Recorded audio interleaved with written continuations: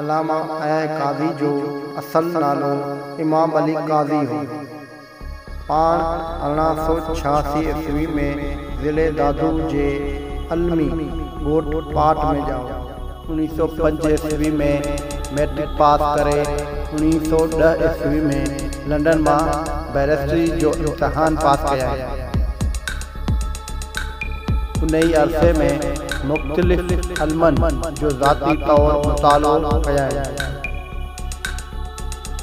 कुछ अरसे खां पोइ खैरपुर मैरिस में डिस्ट्रिक्ट जज मुक़रर थियो। संदसि शादी जर्मनी में एल्सा सां थी, जेका पुण आला अदीब मुसव्विर क़ाबिल औरत हुई।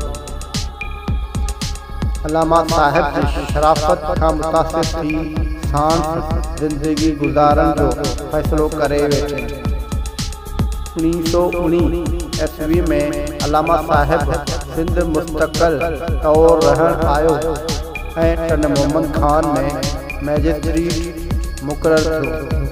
पोइ हैदराबाद में सब जज थियो, पर अदालती मामलन में रियासत ऐं अख्तियारनि जी मुदाख़लत सबब इस्तीफ़ा ॾेई लंडन हलियो ऐं उते इस्लामी तबलीग लाइ मरकज़ खोलियाई।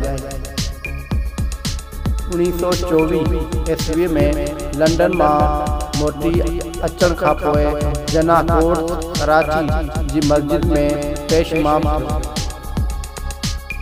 ऐं जुमे जे ॾींहुं अलमी ख़तबो ॾींदो हो। अलामा साहिब जो मुतालिबो तमामु वसी हो।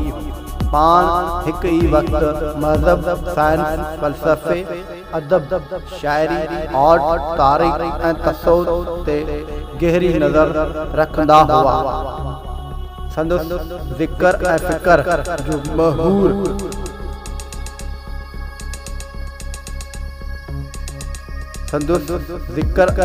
जो मशहूर क़ुरान शरीफ़ हो। क़ुरान पाक खां पोइ संदसि वॾे में वॾो माख़ज़ शाह जो रिसालो हो। अलामा साहिब जो ज़िंदा कारनामो सिंध यूनिवर्सिटी जो क़याम हो। पाण 3 ॾींहं में लंडन तरसल हुआ, जितां खेसि घुराए यूनिवर्सिटी जो वाइस चांसलर बणायो वियो। उन वक़्तु संदसि उमिरि 65 साल हुई। संदसि दौर में कापी ऐं सिफ़ारिश जो नालो ई न हो। इंतिज़ाम तरफ़ां यूनिवर्सिटी में कंहिं बि क़िस्म जी मुदाख़लत बर्दाश्त न कंदो हो। जनरल अयूब जे मार्शल जे दौर में अहिड़ी मुदाख़लत ते इस्तीफ़ा ॾेई छॾियाई। अलामा साहिब पंहिंजे रफ़ीक हयात जी वफ़ात बैदि अकेलो थी वियो।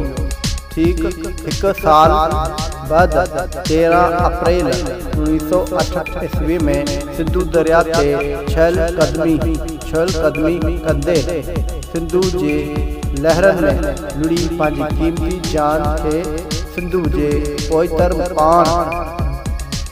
पाण जे हवाले करे सोहणी ऐं मेहार जे रवायत क़ाइम कयाई। संदसि आख़िरी आरामगाह सिंध यूनिवर्सिटी जामशोरो में आहे।